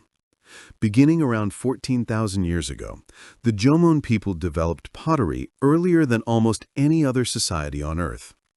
Pottery usually appears after agriculture because sedentary life makes heavy vessels useful. Yet the Jomon were full-time hunter-gatherers. They created elaborate, decorated ceramics in hundreds of villages, some housing several hundred people. Their settlements were permanent, with sturdy pit dwellings, storage pits, and ritual sites. They exploited rich ecosystems of salmon rivers, coastal shellfish beds, nuts, acorns, mountain vegetables, deer, boar, and sea mammals.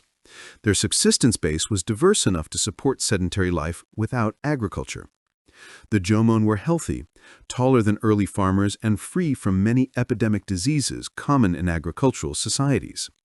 They developed complex spiritual traditions, created exquisite ornaments, produced some of the world's earliest lacquerware, and maintained stable populations for over 10,000 years. They traded with agricultural societies in Korea and mainland Asia, so they knew exactly what farming was, yet they rejected it because their environment already provided everything they needed. To them, agriculture offered no advantage. If anything, it introduced risks they did not want. Another powerful example is the Aboriginal peoples of Australia, who sustained hunter-gatherer lifeways for at least 65,000 years, longer than any other continuous human culture. Their environments were challenging: deserts, grasslands, mountain regions, and tropical coasts, yet they achieved extraordinary ecological knowledge. They used controlled burning to maintain landscapes, a practice sometimes called fire stick farming, which increased biodiversity, encouraged plant growth, and sustained abundant populations of game animals. They knew medicinal plants intimately, classified ecosystems with astonishing detail, and created oral traditions that preserved accurate environmental knowledge for thousands of years. Aboriginal Australians understood how to grind seeds into flour and bake them into bread long before agriculture appeared elsewhere, yet they never transitioned to farming. They domesticated the dingo, but not herbivores or birds, even though Australia had species like emus and kangaroos. They did not avoid agriculture out of ignorance. They rejected it because their social, spiritual, and ecological systems worked beautifully without it. Agriculture would have reduced mobility, disrupted fire management cycles, and undermined cultural traditions built around the dreaming, kinship networks, and landscape stewardship. A third alternative path appears in the Pacific Northwest of North America. This region, stretching from Northern California through Oregon, Washington, British Columbia, and into Alaska, supported some of the world's most socially complex hunter-gatherers.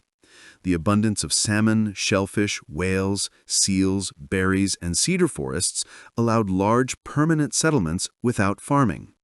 Some coastal villages housed hundreds or even thousands of people. Complex art forms emerged, including totem poles, carved masks, monumental architecture, and ceremonial regalia. These societies developed elaborate social hierarchies with chiefs, nobles, commoners, and slaves. They hosted potlatch ceremonies where elites gave away immense wealth, blankets, carved chests, food stores, to display status and redistribute resources. They practiced warfare, diplomacy, and long-distance trade. They had everything the agricultural societies claimed as hallmarks of civilization, except agriculture itself. They knew about farming, traded with agricultural societies inland, and saw crops like maize, beans, and squash, yet they chose not to adopt them. Their environment provided more reliable returns through fishing than farming could offer. For them, agriculture was unnecessary and inefficient. These cases reveal a truth that fundamentally alters our understanding of human history. Complexity does not require agriculture. Social hierarchy does not require agriculture. Permanent settlements do not require agriculture. Pottery does not require agriculture. Even large-scale cultural production does not require agriculture. The idea that farming was the only route to civilization collapses when confronted with these thriving, complex, non-agricultural societies. Their success illuminates the trade-offs early farmers unwittingly accepted. The Jomon, Aboriginal Australians, and Pacific Northwest peoples avoided many of the costs that plagued agricultural societies: disease, tooth decay, malnutrition, slavery, environmental damage, and oppressive hierarchies. They lived in systems that emphasized flexibility, mobility, ecological balance, and sustainable resource use. Their populations remained smaller and more stable because they did not rely on a few fragile, stable crops. But their success also had limits. Their way of life depended on relatively low population densities. Their ecosystems could support thousands, not millions. When agricultural societies grew large and expansionist, hunter-gatherer groups were inevitably pressured, displaced, absorbed, or destroyed. The same qualities that made hunter-gatherer societies healthy and egalitarian, mobility, diversity, and low population density, made them vulnerable to dense, militarized agricultural populations. When conflicts arose, agricultural societies almost always had overwhelming numbers. Their ability to store food meant that they could support large, permanent warrior classes. Their hierarchical structures allowed coordinated action. Their technologies, metal weapons, wooden fortifications, and organized armies, gave them military advantages. For thousands of years, the world endured a slow but relentless displacement of hunter-gatherer cultures by expanding agricultural frontiers. Yet the existence of these alternative societies proves that agriculture was not humanity's destiny. It was simply one path that became dominant through demographic momentum, ecological transformation, and the ratchet effect. In a slightly different world, if climate conditions had been harsher for crops, if early farmers had failed to rebuild after the 8.2 kiloyear event, if wild ecosystems had been more resilient, humanity might have remained primarily hunter-gatherer. We might have lived in smaller populations, but healthier bodies, freer societies, and more sustainable relationships with nature. The societies that rejected agriculture offer glimpses of that alternate future. They remind us that farming was not a superior choice. It was a different choice, one with enormous consequences. Their stories reveal human creativity, adaptivity, and wisdom expressed not through domination of land, but through harmony with it. They show that complexity does not require control, that abundance does not require surplus, and that civilization does not require cities. They are the echo of a world that could have been, and a reminder that the agricultural path was not inevitable, but accidental, fragile, and contingent. Humanity did not choose agriculture because it was better. Agriculture spread because it produced more people. The societies that rejected it. Imagine a world where the 8.2 kiloyear climate event had been just slightly worse, a generation longer, a few degrees harsher, a bit more unpredictable. Imagine rainfall patterns failing not for 2 centuries, but for 3, pushing early farming communities beyond recovery. Imagine barley and wheat fields withering year after year, irrigation canals drying into cracked scars, and families abandoning settlements because the land could no longer sustain them. In this alternate timeline, the early agricultural experiment does not stabilize, it collapses. The Fertile Crescent, birthplace of farming, never becomes the engine of population growth that reshaped the world. What would humanity look like in such a scenario? The answer is not extinction. Humans had thrived as hunter-gatherers for hundreds of thousands of years before agriculture. They were resilient, adaptable, and perfectly capable of surviving without crops.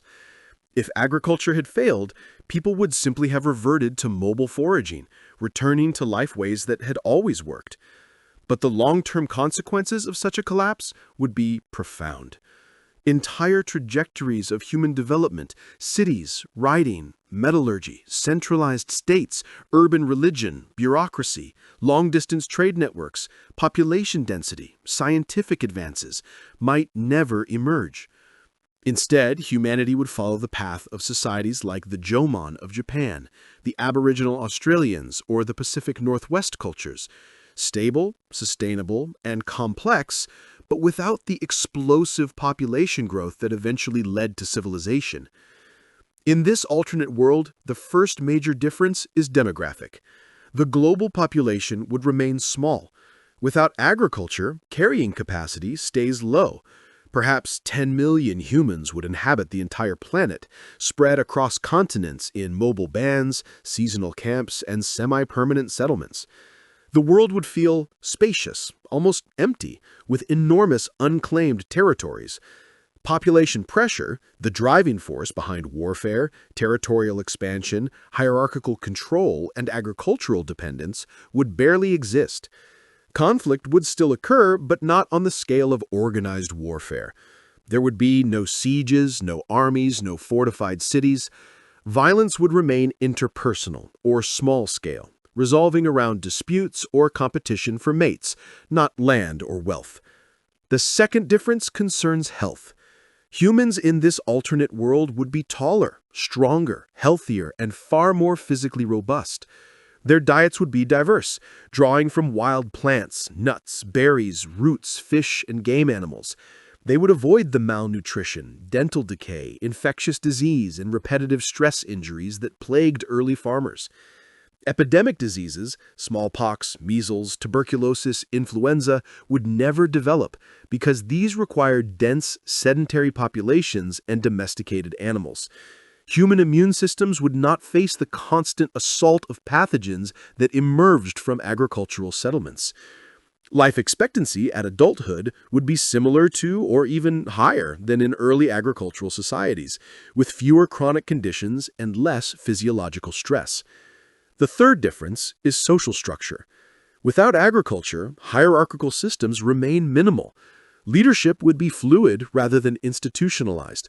Wealth accumulation would not occur because mobility prevents the storage of large surpluses. No elites would emerge controlling land, labor, or armies. No hereditary ruling classes. No kings, no nobles, no imperial dynasties. Gender inequality would be significantly lower. Hunter-gatherer societies tended toward egalitarianism because both men and women contributed substantially to survival. Reproductive control, inheritance of property, and patriarchal dominance, all products of agriculture, would never solidify. The fourth difference lies in technology. Without agriculture, specialization remains limited. Hunter-gatherers could still innovate, craft tools, create art, build boats, construct clothing, and develop sophisticated ecological knowledge. But technologies requiring full-time specialists, metalworking, writing, monumental architecture, complex irrigation, would struggle to emerge.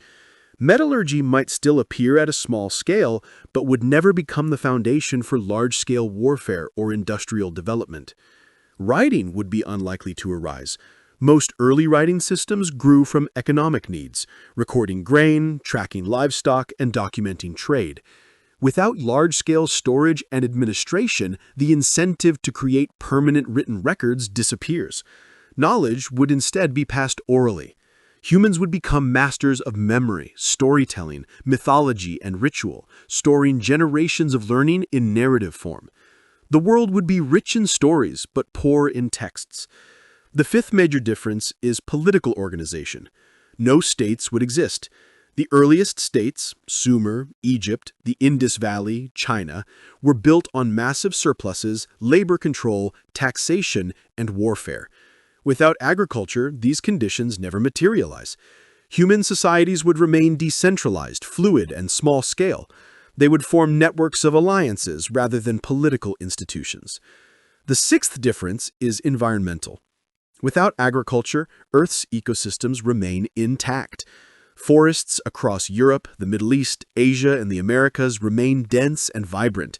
Grasslands flourish, wetlands remain undrained, rivers flow without diversion. Species extinction rates remain low, megafauna persist in greater numbers. The climate might be more stable because land use changes, deforestation, soil exhaustion, greenhouse gas emissions from rice paddies and livestock would be minimal. Humanity would remain part of the ecological web, not its dominant engineer. Yet this alternate world has limitations.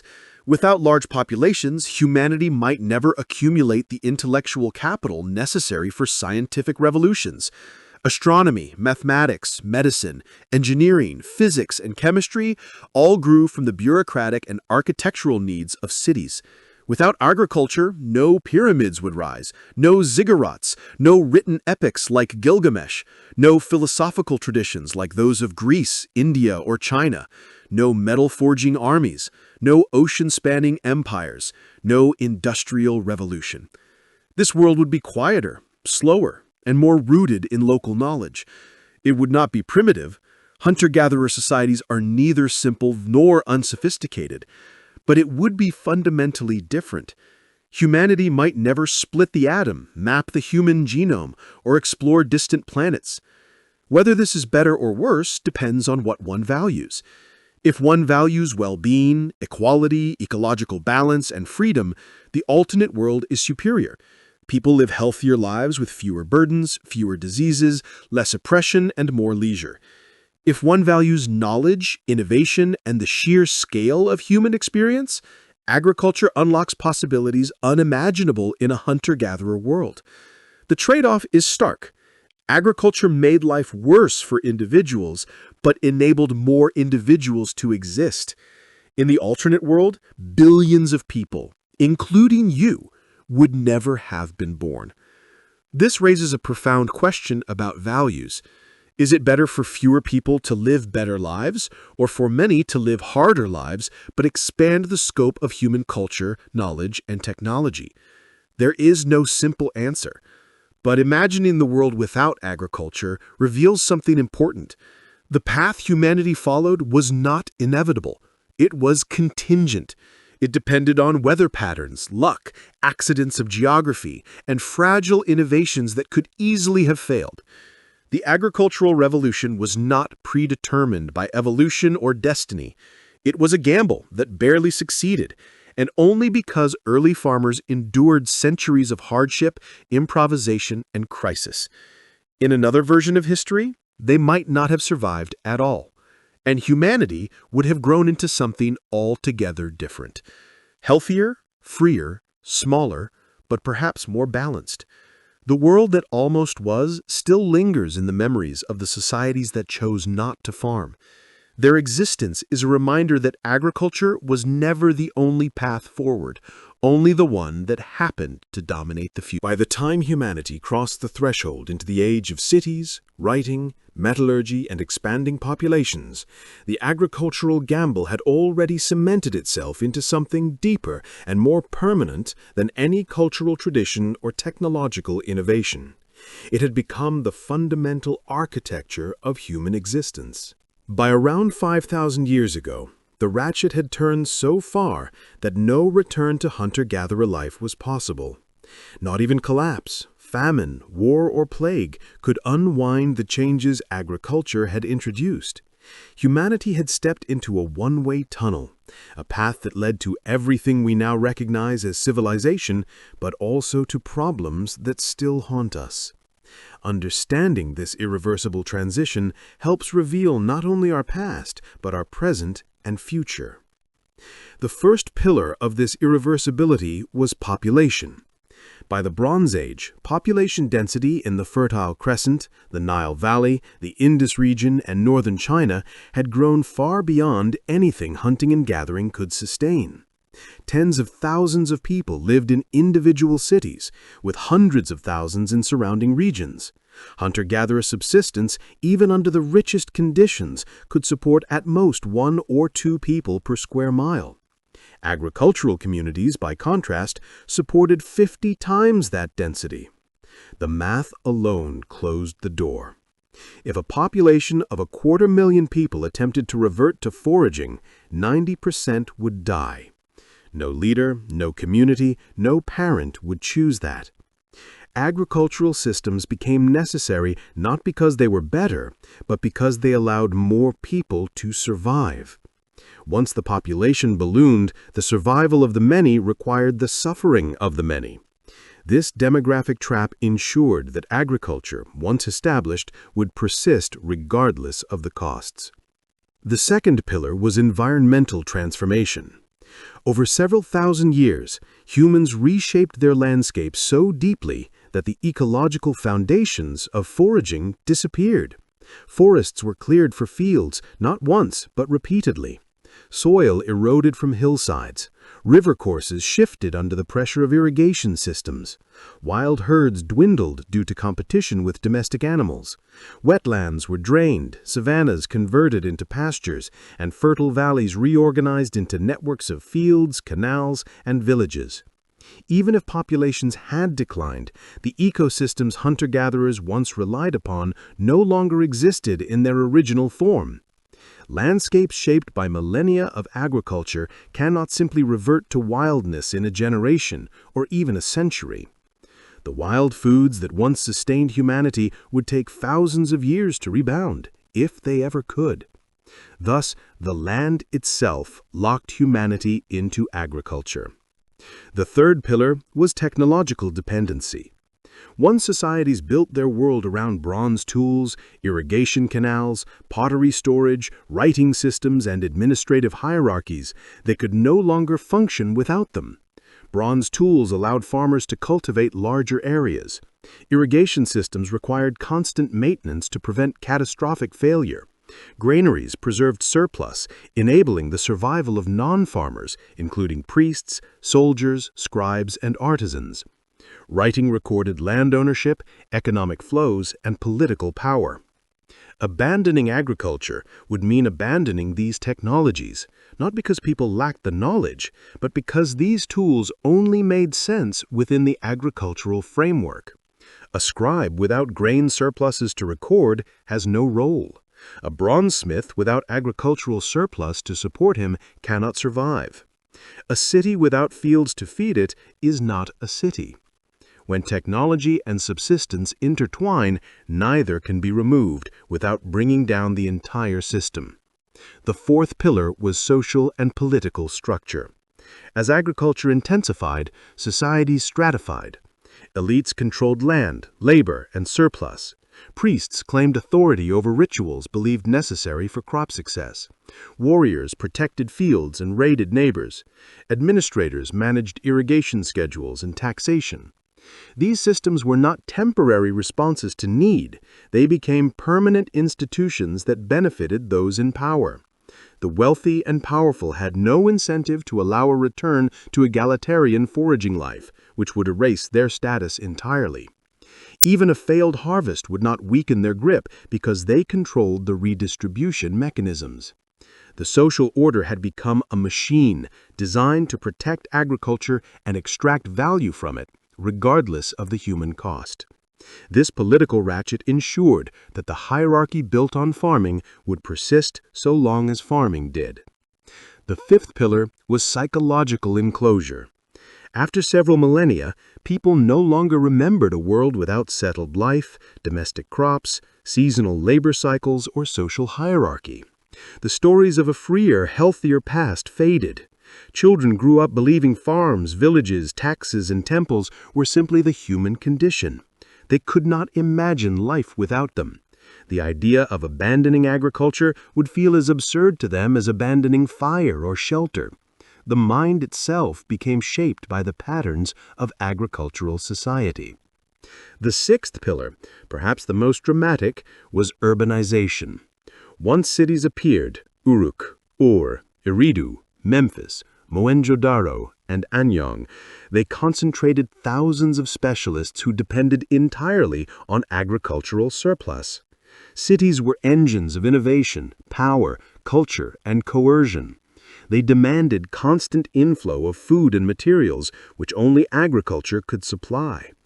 Their walls, temples, palaces, docks, and workshops could not be dismantled without dismantling the society itself. Cities anchored humanity to agriculture as firmly as domesticated plants or expanding populations. They became symbols of greatness and identity. No civilization would abandon its cities voluntarily. As these pillars accumulated, agriculture transformed from an experiment into a global system. When one region faltered, others carried the torch. When Mesopotamian fields silted with salt, Egypt continued to flourish. When Egypt faced drought, the Indus Valley thrived. When the Indus declined, northern China expanded. Civilization became self-propagating. Even collapse could not unwind it. After each fall, survivors rebuilt agricultural systems because nothing else could sustain their numbers or meet their needs. And so the trap tightened. Over millennia, we inherited the world shaped by these irreversible choices. Our food still depends on fragile monocultures. Our populations still rely on intensive farming. Our cities still require vast logistics networks. Our technologies still depend on specialization possible only through agricultural surplus. Our political and economic systems still trace their roots to the first stratified farming societies. Our vulnerabilities, drought, crop failure, inequality, and disease are ancient. Yet we are also beneficiaries of the agricultural gamble. From that fragile, unstable beginning came science, medicine, philosophy, literature, engineering, mathematics, and the ability to explore worlds beyond our own. Agriculture did not make life easier for early humans. It made life harder, but it made life possible for billions. The cost was immense. The reward was the expansion of human possibility. And now we stand at another threshold. Like the early farmers, we face environmental instability, population pressures, and technological transformations.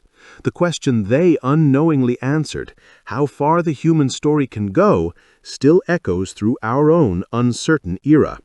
But their survival, despite unimaginable hardship, is the reason we exist at all. Their gamble should have failed. It succeeded only because they were stubborn, adaptable, inventive, and relentless. The world they created is the world we inherited, and the future we build will one day be the world inherited by those who follow us.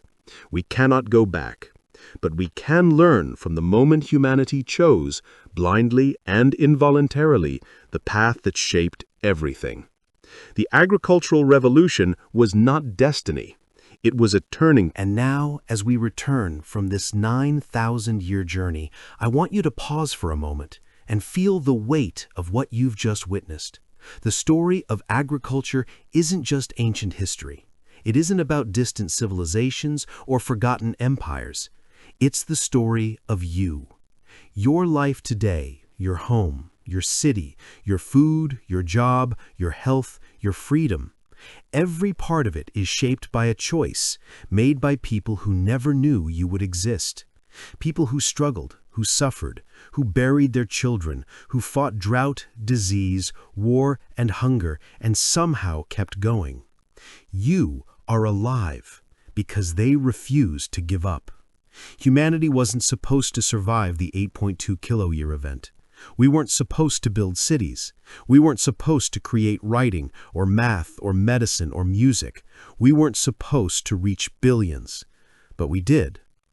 Not because life was easy, not because agriculture was perfect, but because our ancestors were stubborn enough to keep pushing forward even when everything around them was falling apart. And that same stubbornness, the same resilience that kept early farmers alive, is inside you. When you struggle, when life feels overwhelming, when everything seems too big or too broken, remember this. Your bloodline survived the hardest era in human history. They endured starvation, collapse, violence, inequality, and endless uncertainty. They survived the worst decision humanity ever made and turned it into the foundation of everything we now call civilization. That strength is yours. That resilience is yours. That story continues with you. So tonight, as you drift towards sleep, let this story settle into your bones. Let it remind you that you come from people who faced impossible odds and still won. And if they could survive the greatest trap in human history, then you can survive whatever you're facing now. If you found this journey eye-opening, if it made you think differently, or if it simply gave you a sense of wonder, then please take a moment to support this channel. Hit the like button so this story reaches more people. Subscribe so you never miss another deep, cinematic exploration of the human past. And comment below with just one thing. Which part of this story shocked you the most? I read every comment, and your thoughts shape the next episodes.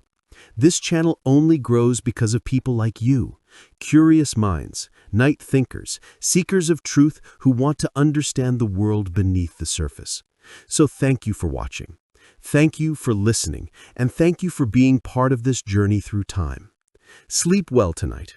You are living proof that humanity can survive anything, and our story is far from over.